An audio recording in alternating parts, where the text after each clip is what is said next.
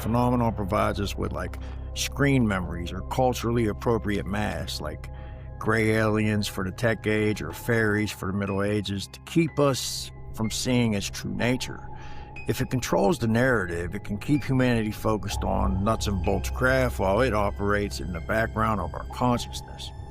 And then 3, the precognitive element. The most unsettling part of the theory is that the phenomenon knows what we are going to discover before we publish it. This suggests a nonlinear relationship with time, where it can prune certain branches of human research to ensure the official narrative remains under its control. It really reframes the disclosure movement. Instead of wondering when the government will tell us the truth, it makes you wonder if the phenomenon will ever allow the truth to be known at all.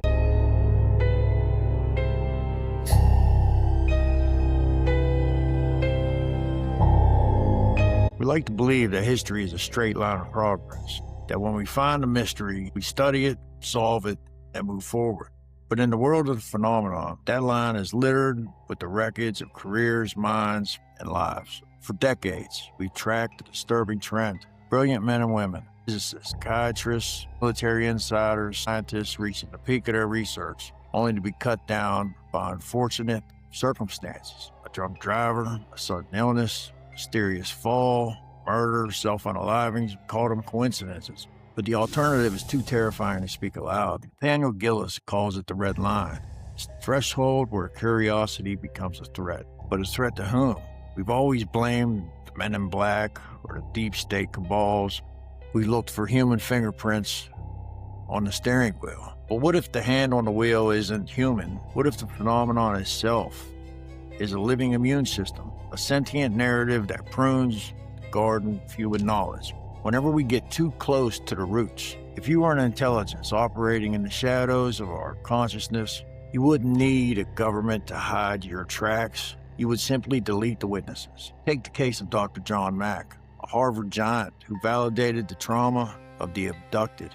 He was taken out in a London street just as he was bridging the gap between our science and their reality. Legend speaks of glitches in the Matrix, the same name, the same day, the same fate, as if reality itself was being edited in real time to ensure a specific result. While the records might be scrubbed, the feeling remains. Something is watching. Something is watching the watchers. Tonight we ask the question no one wants to hear. If the truth is being managed by the very thing we're investigating, are we actually making progress? Or are we just being allowed to see what they want us to see? Welcome back to UAP Truth 33. Watch your step. Red line is closer than you think. 2 months before his passing, he wrote a post out on Facebook. I've been doing some thinking. It's like, what?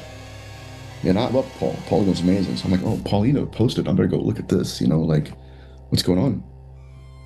Been doing some thinking. He's like, and he lists everything. He's like, I've been doing investigations for 30 plus years. And he starts listing, detailing all of these researchers who are coming to a conclusion. And he said they're being taken out one by one. His point was that some of the research he was doing was not just of the parasitism of the phenomenon, of which there are many cases, but he believed that the proto-intelligence itself was starting to pluck researchers out one by one to mold the narrative in the shape that it wants, so people go to conferences and sell t-shirts and not understand that this is the iceberg effect, that there's something profoundly dark beneath the water, and it's plucking people out to control the voices.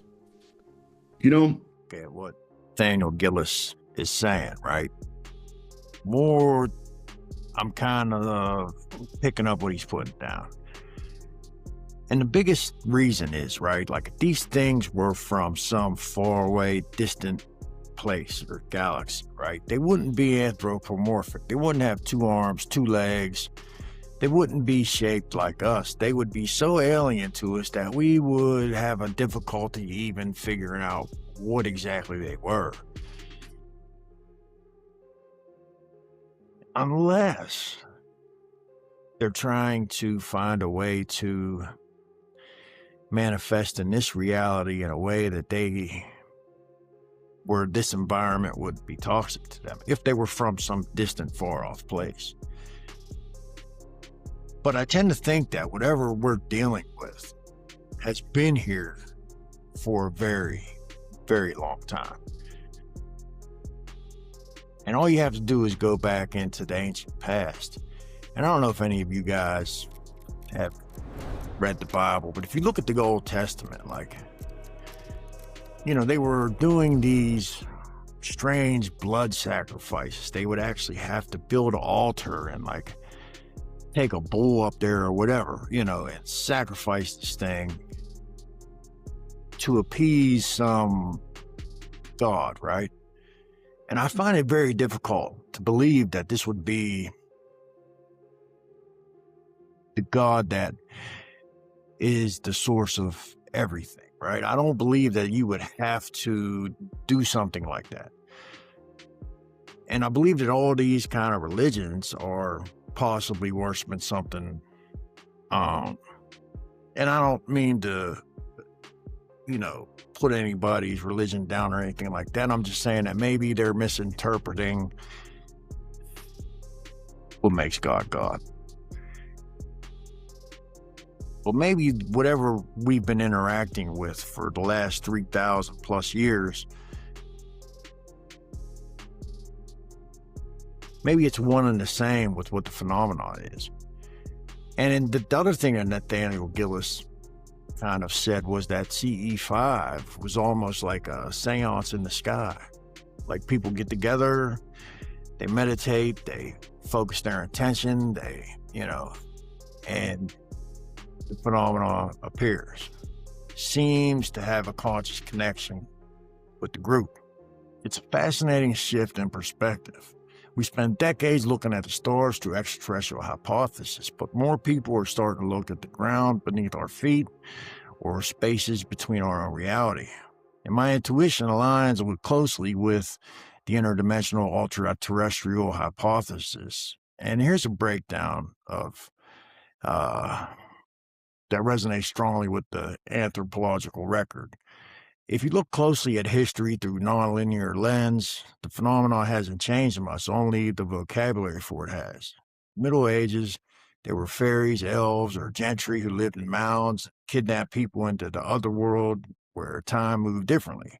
The industrial era, they were airships and strange inventors. The space age, they became grays from Zeta Reticuli with high-tech craft. As Jacques Vallée famously argued, the mechanics of the encounter, bright lights, paralysis, time loss, strange beings, remain constant. It almost seems to wear a mask of whatever era that it's in.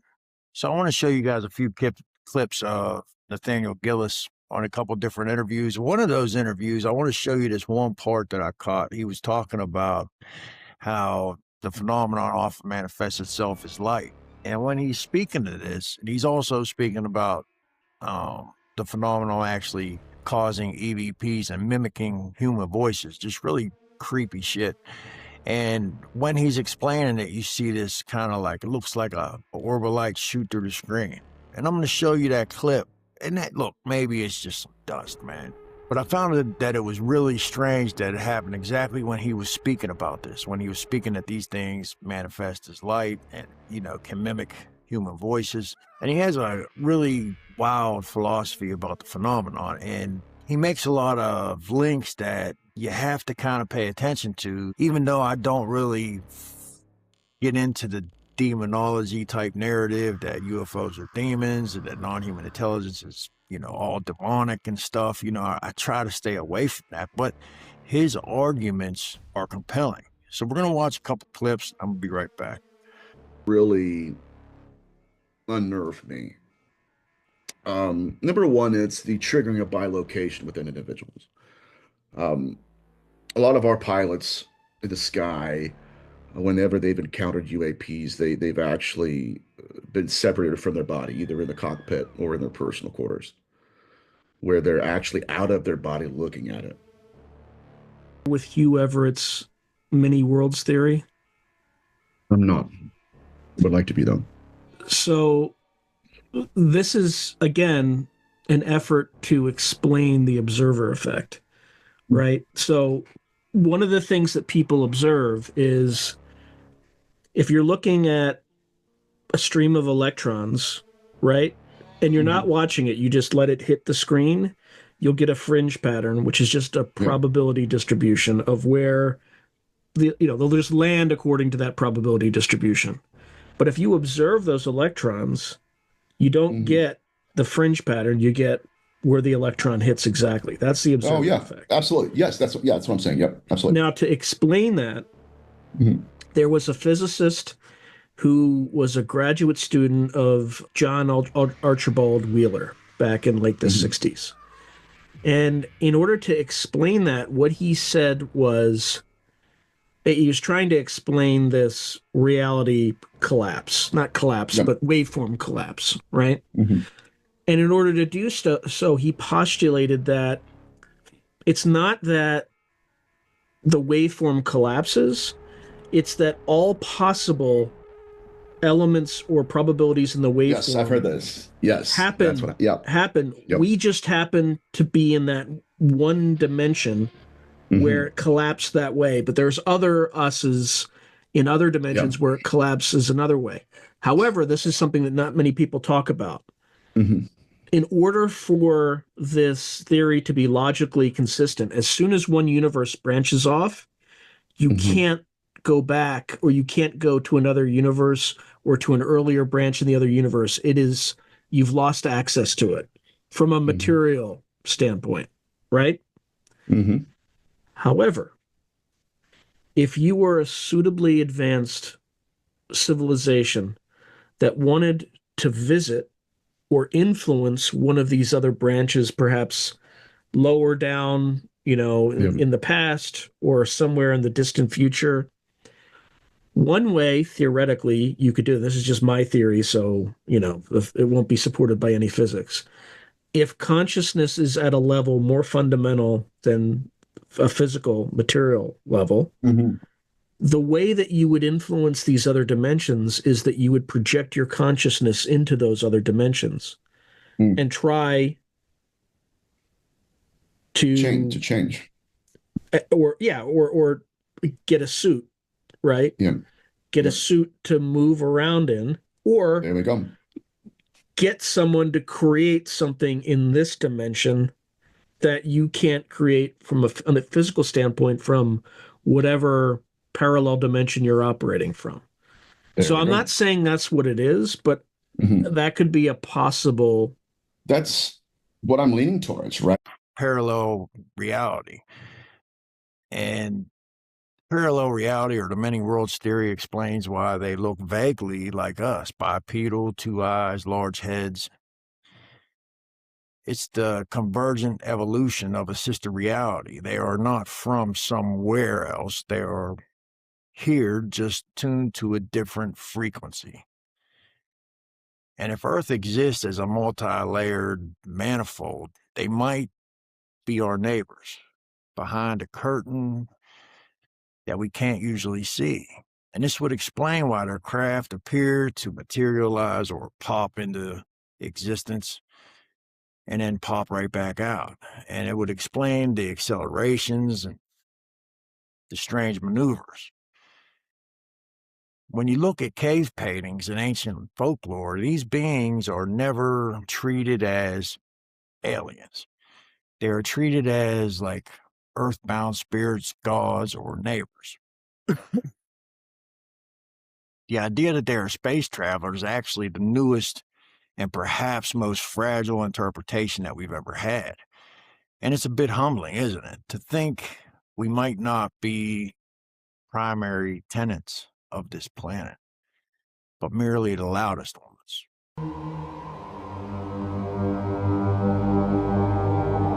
Before we get into the strangeness of how John Mack died, we have to look at who the man was and what his research was. And to do that, I have to give you a brief summary of who he was, what he was about, and why he believed that what he was studying was actually a real thing when it came to the whole UFO alien abduction accounts. John Mack was a preeminent figure in the study of the abduction phenomenon, primarily because he approached the subject from a position of immense institutional prestige. A Harvard Medical School professor, and he was a Pulitzer Prize-winning biographer. And Mack risked his professional reputation to investigate claims that many of his peers dismissed as delusional. And his professional background, before his work with UAP, or Unidentified Anomalous Phenomenon, John Mack was a highly respected psychiatrist. He served as the head of the Department of Psychiatry at Cambridge Hospital. In 1977, he won the Pulitzer Prize for The Prince of Our Disorder, his psychological biography of T.E. Lawrence, Lawrence of Arabia. His earlier work focused heavily on child psychology, the psychological roots of the nuclear arms race, and spiritual politics. But then there was a shift to the alien abduction research, and Mack began investigating abductions in 1990 after being introduced to the work of Bud Hopkins. Initially, he was very skeptical. He expected to find clear signs of mental illness or traditional psychopathology. However, several factors convinced him that he was dealing with a phenomenon that had a basis in objective reality. Clinical consistency. Mack interviewed over 200 experiencers, and he was struck by the fact that individuals from vastly different backgrounds and walks of life who had no prior contact with one another were reporting identical, highly specific details about their encounters. And this consistency across a diverse demographic suggested a shared objective experience rather than an individual hallucination. And there was like a lack of psychopathology. As a master clinician, Mack looked for signs of schizophrenia, temporal lobe epilepsy, or fantasy proneness. And to his surprise, the majority of his subjects were psychologically stable, high-functioning individuals. He noted that their accounts lacked the disorganized quality typically found in psychotic delusions. And then there was the quality of the effect. There was a trauma. Mack observed that the emotional responses of his patients, their effect matched that of genuine trauma victims. When people recalled these events under hypnosis or in conscious sessions, they exhibited intense physiological stress, sweating, shaking, terror that Mack believed was nearly impossible to fake. And it was inconsistent with mere imagination. And there was physical correlates. While Mack was a psychiatrist focused on the inner landscape, he could not ignore the physical evidence reported by his subject. And there was like unexplained markings, symmetrical scars or scoop marks that appeared overnight. There was missing time, consistent reports of gaps in memory, coinciding with the sightings. So they would see something, they would experience missing time. And there was independent witnesses, occasional cases where multiple people witnessed the same craft or event from different vantage points. But there's a legacy and a controversy. In 1994, Harvard launched a peer-reviewed investigation into Mack's clinical methods, concerned that he was validating the delusions of his patients. After a long and highly publicized battle, the dean of Harvard Medical School eventually reaffirmed Mack's academic freedom, stating that he remained a member of the faculty in good standing. Mack eventually moved toward a more philosophical view, suggesting that the phenomenon might represent an intersection between our physical reality and another dimension or subtle realm of consciousness. There's an interesting connection between John Mack and the modern disclosure movement, and that is Danny Sheehan. And Danny Sheehan's a constitutional attorney, and he's one of the he's the head of New Paradigm Institute, and this is a organization, and they basically are organizing from the grassroots. They have Google Meet calls and conferences, and they sign petitions and send it to their representatives. I remember I get emails. There's a newsletter. Anybody can join, but Danny Sheehan was actually involved with representing John Mack whenever he was, when there was a lot of controversy about him studying these cases. And I just find it interesting that, there's that little connection with Danny Sheehan, who is also a Jesuit. And then it brings me back to the fact, like, Diana Pasulka and these religious scholars and people that are involved with the Vatican and that are involved with this phenomenon, who are studying it heavily. And there's all these little connections. And John Mack, he was also involved with the aerial school landing, and that was in Zimbabwe when some elementary school kids witnessed the UFO land, beings get out. They had telepathic communication, and they got warnings about mankind's technological advancements and how it was damaging the planet, and like this dystopian future if they didn't get away, if humanity didn't get away from these technologies. And he went and investigated that case, and this was shortly before, I guess about 10 years before his death. And just to get hit by a car, which this is a running theme with a lot of people who are involved in either exotic propulsion, UFO research, whistleblowing. It seems like it's either a self-unaliving, they get hit by a car. Carl Wolf, or a NASA whistleblower, got hit by a car. John Murphy, who was involved with the Kecksburg UAP crash retrieval operation that happened in Pennsylvania near Pittsburgh. And he was a radio personality who was trying to do a radio show about that. And, this acorn-shaped craft that crashed or landed in the woods that had these strange hieroglyphic symbols around the outside of it, something that Nathaniel Gillis would call sigils, which I find that interesting also. This connection between these symbols and sigils, the occult, and whistleblower Matthew Brown,